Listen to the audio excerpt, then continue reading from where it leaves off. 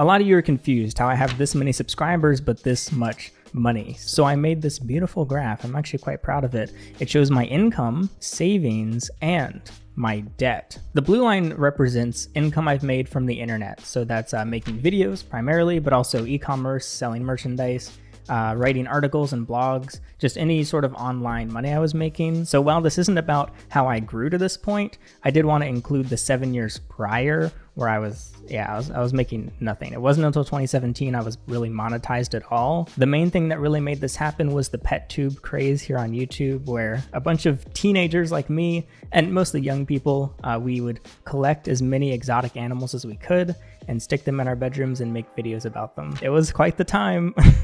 At that point, I had already been posting hundreds of videos to the internet, and once I found something that worked, I just kept doing what worked, and I would build on the most successful videos, which helped compound growth. And eventually I started using this as a platform to sell animals as well. So once I started distributing animals, I not only saw a boost in viewership because the videos are interesting, but a boost in income until the very peak, which was a series revolving around selling the animals. That was the reptile unboxing series. But you can see, my income slid very, very far. It slid essentially to zero. That's where the question of, you have 600K subs. How did this happen? Once upon a time, subscribers had meaning, but they don't anymore. It's possibly the most useless number on YouTube now, when in reality, the most simple thing to look at is views. My average income versus my average viewership, it's pretty much the same, except for the very end where they really take off in separate places. I got 18 million views in 2019, and that went up to 31 million in 2020, but then it got cut in half the next year, and then over the next 2 years it got cut in half again, and it continued just dropping, and now I've been just averaging like 3 to 4 million views a year, which is still a lot of views. And the good news is you can see that there's been a boost in income in spite of the views not going up, and that's because primarily I've gotten better at monetization. And then there's my cash, which makes sense that it went up with my income because I make more and I save more, but then it takes a decline that's even harder than my income, and then it just never recovers. Well, except for here, there was a little lump here where it kind of continued to go up, and that's because of a piece of debt that actually is not included in this debt line. Partially, that's part of the reason, and that is my mortgage. Whoops, where does it go? I don't know. It just kind of goes off the screen because the mortgage is a lot.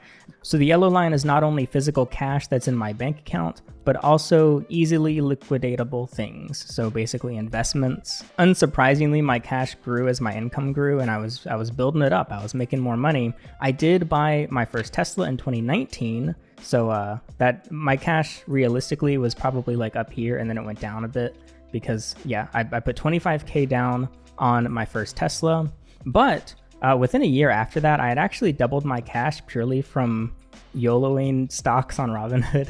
However, I had almost no expenses whatsoever. Like, I had nothing to write off on my taxes, so I paid so much money towards taxes.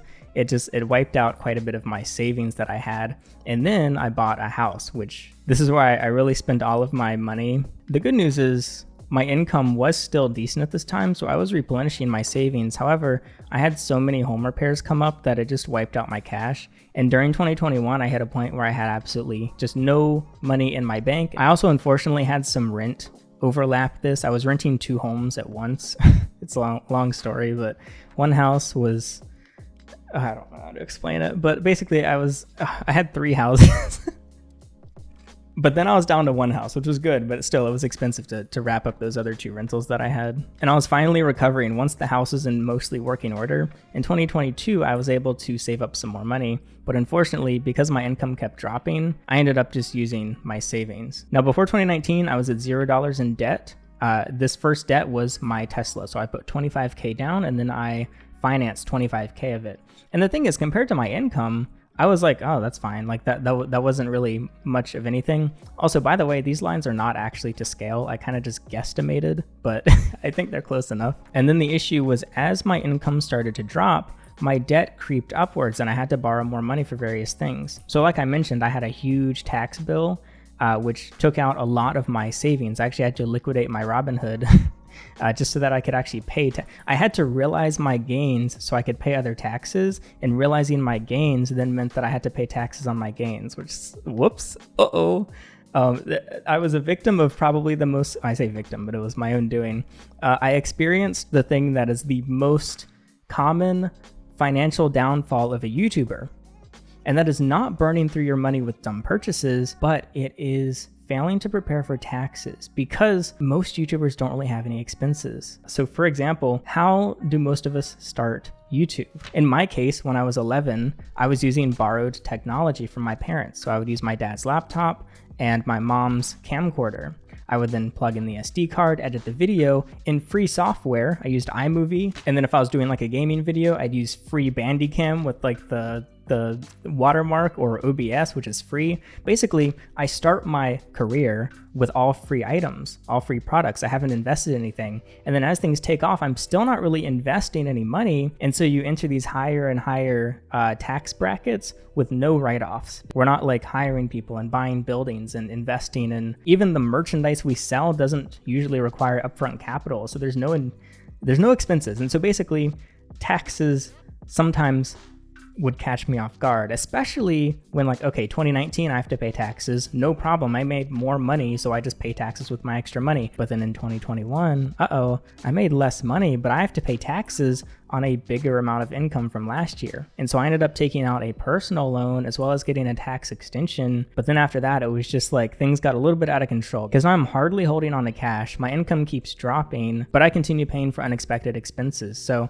right after my personal loan, literally, it was a week later, I ended up in the hospital. And so I had to take out a medical loan to cover that. Luckily, it was a 0 APR loan. And not long after that, I had maxed my first credit card, took out a tax loan through the IRS, which is like a payment plan, and then eventually maxed my second credit card. And if you want to include all purchases, that would of course also be the mortgage, which I was paying off, as well as the second Tesla. If you saw my recent Tesla series, you know that the car is now gone and I got paid back for it. So it was a temporary debt. It's no longer there, but temporarily, yeah, my debt did inflate to like 50,000 or something. And so every month I was making payments on all of this debt. I was making all the minimums. I never missed anything. And again, that's because I didn't even notice the loan payments. I was like, I don't even feel like I'm in debt. But eventually I hit that point where I owe more than I'm making. So to continue covering why my income dropped, I stopped selling animals. I stopped keeping animals. I completely changed the videos I was making. And then unrelated to YouTube, I had a bit of a little crash out in 2022. I wasn't doing great in 2022, which means that essentially my channel was just riding on fumes for a bit. And so this is why I started doing the gigs, which many of you know me for. So I had never touched a gig like this the years prior, but in 2022, that's when I joined Amazon Flex. I later joined DoorDash, Instacart, and Uber Eats. And then eventually I just started flat out Ubering passengers, which I had always joked, like, if my channel ever falls off, I'll just Uber. It turns out I wasn't joking. It turns out I actually did it. I thought I was joking too, but no, it actually manifested. And then I later went on an extremely aggressive Amazon Flex grind solely so that I could pay off as much debt as possible. When you overlap all these, it helps understand how I was able to essentially keep an average here. Like while my income goes to zero and my debt continues to go up, somehow I was able to keep it under control. And that's because the gig apps came through, and you can see it was actually pretty consistent. And so once I really took care of those big peaks of debt, I eased off the accelerator of the gig apps a bit, did less and less down to 2025, where I no longer do gig apps at all. And you can see I'm actually now out of debt as of today. And even better than that is my income has begun to rebound. So I had the mental crash out. I'm riding on fumes. After a 1-month break from YouTube, I start making videos once again. I posted some travel stuff. And at this point, I was just throwing stuff at the wall to see what would stick, trying all sorts of things because I didn't know what to pivot to. Honestly, I wasn't really doing much at this point. In fact, what I ended up doing was just live streaming a ton. I'm glad to say I look back at this with fond memories. Thank you to everyone that did find me through the streams or just hung out. And basically my schedule was I would wake up around like noon, 2 p.m. I would start streaming. I would order DoorDash. I'd eat the DoorDash. I'd keep streaming. And I would stream for 8 to 12 hours. And I would basically just play PUBG. Sometimes I'd play other games. Sometimes I'd just talk to chat. But I would then order food a second time, in stream, go to sleep, rinse and repeat. I just streamed 8 to 12 hours a day. and slept. And it didn't really make much money. It made a little bit, and it was the start of my channel membership grind. But at the end of the day, it was a poor use of time from a purely financial standpoint, but it was part of my like break and part of my, I guess, mental low, my sad boy hours. So while from a personal perspective, it was really nice to be able to take that break, that was not that nice on my debt, which is why I did the gigs. But luckily, the gig apps themselves actually helped me spawn a new series. So the first boost in money was from making those gig app videos. The second boost was then from my first roommate series. The third was from buying the other Tesla. So while yes, it added to my debt, that Tesla helped my income, and then the debt disappeared from the Tesla because it got totaled. And then this final jump at the very end was from my second roommate series, which performed incredibly well. However, interestingly, like I mentioned before, my views didn't really go up, and yet I was able to get my income to go up. And that is thanks to what I took away from my live streams, being that I really need to go all in on memberships, because early on I would get like one new member like every live stream. Like each stream, it was one member, $5 a month. While back in 2020, I had a Patreon, and I was making like over $1,000 a month just from Patreon, and I wasn't even really pushing it. It's just that people wanted to support the reptile stuff, and I was like, oh cool, I built up like 200 patrons. But then the moment I got rid of the animals, like if we made a Patreon line of number of people subscribed, it was like up, and then just down. Everybody canceled except for like 2 people. And then the memberships began to slightly go back up as I was live streaming. And then as I really figured out what members value most, I was able to boost that up, and it's gone up and up and up since. So that's cool. And the crazy thing is, I came up with a plan in 2022, so 3 years ago, on essentially how to do this line, how to rebound, and it actually worked, which is crazy because my long-term plans never work. I was able to see that things were not going to improve until I actually do interesting things in my life again. Because the thing is, if you want to make videos, but you just hang out in your room and you like chill and you watch YouTube and you're like, I want to do YouTube, it's hard to produce a like valuable piece of content from this position. You can, of course, with like games or commentary or video essays, but for people like me, it's more so I have to do interesting things. Because after all, what was the thing that got me this viewership? It was doing interesting things. So while I was making videos about like, I made one about music and one about keyboards, all sorts of little things that were just, I could do from home.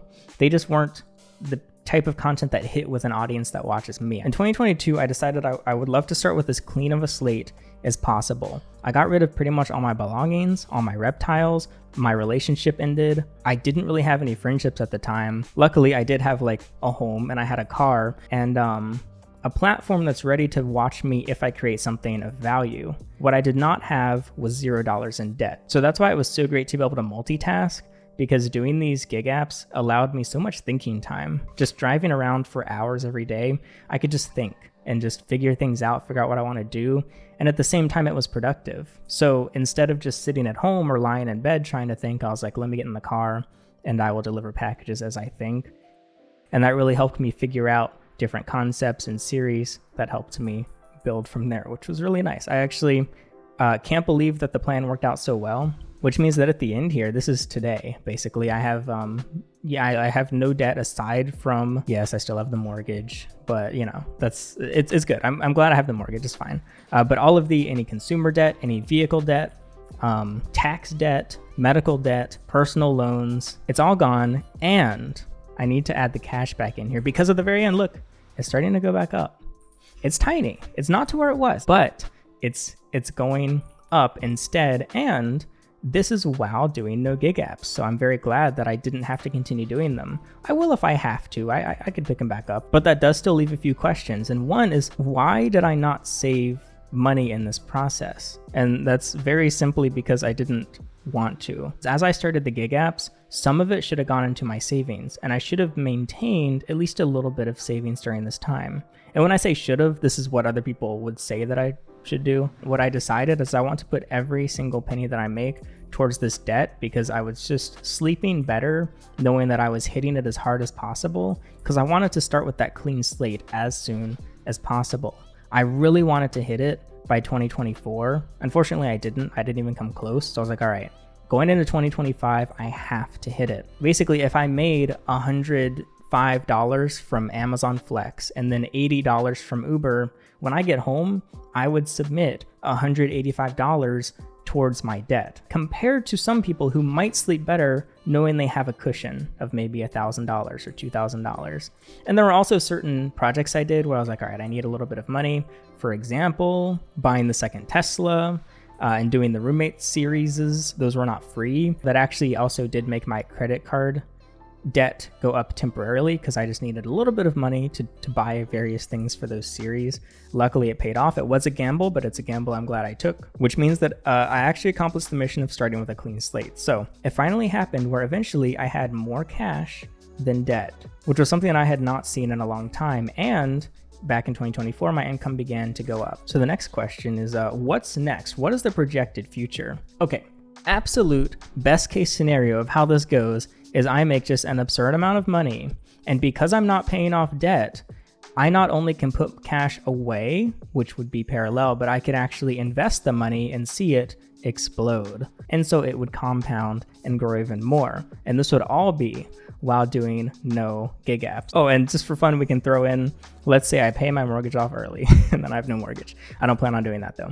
So while this is possible, I think this is unrealistic. And I like doing unrealistic things, but I think this is a little bit too wishful thinking to go this extreme. There is, of course, the worst case scenario where what we're seeing is like a false positive and it actually, my income fails and goes back down again. But even then, that could be okay as long as I don't take too many risky debt bets. But knowing me, I will, which means that I'll continue taking debt bets because I believe that one of those debt bets will pay off my debt.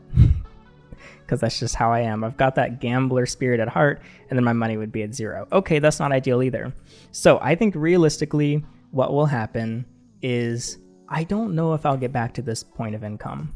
Maybe I will, but I don't believe my income will drop too much. In fact, to be conservative, I'm going to assume it stays the same, even if I put in more work. And if this happens, this means that I'll be making enough that I don't need to use my credit card and I don't need to take out more debt. It would be entirely optional. I actually currently plan on not taking out more debt until buying a beach house. That's kind of my long-term goal. That's like years out. And again, the good news is because I wouldn't be making debt payments, it's not like I put some in savings and then it's just flat. I continue to save and invest. And so realistically, this can continue to go upwards, possibly greater than my peak of investments that I had, which would be incredible if it looks like this. And this is all while doing no gig apps. Unless maybe one day I'm like, you know what?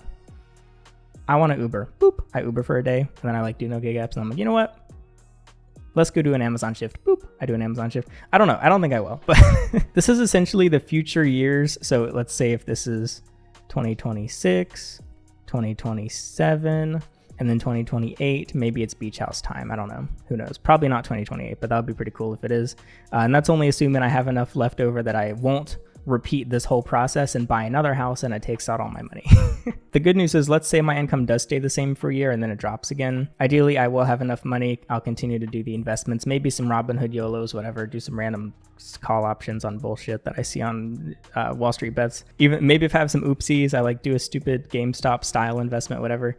Oh, it's starting to look like an Among Us. That was not on purpose. Now it looks like a tooth. And as long as I'm debt free, I only have to make those regular bill payments and stuff. Worst case, I have an emergency, which actually would be very sad, but then I have that money that I can spare. In the case of an emergency, I do have an emergency fund, which would be very cool. And again, I could always pick up gig apps. Yeah, I don't know. Gig apps are such a good hedge against like financial mistakes. So once you're on the apps, like it's great to have them. Like a lot of people, they'll DoorDash and then they accomplish their goal. Like, all right, I'm done with DoorDash. And what do?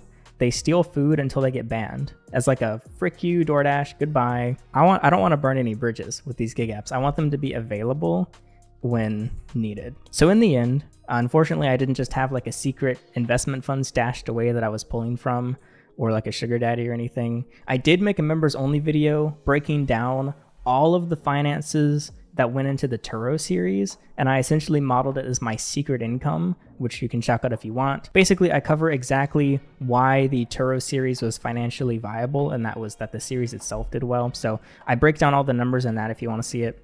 Shout out members. Some people complain in the comments like, oh, you have too many members only videos now. Well, guess what? There would be no videos on the channel if it weren't for the members. So you should not be complaining about members. You should be thanking them. I've learned so much about money, and I've had so many. I mean, I was 19 in 2019. Now I'm 25. I learned so flipping much the past 7 years. And that was compounding on top of the experience and learning I did as a literal child making money on the internet. I was trying everything. I just couldn't figure it out. Also, it was partly because my parents wouldn't let me invest money when I was 16. I had a little bit that I wanted to invest in Bitcoin, but they wouldn't let me open a wallet, and I didn't want... Now, okay, looking online now, turns out kids just identity theft their parents so that they can invest money.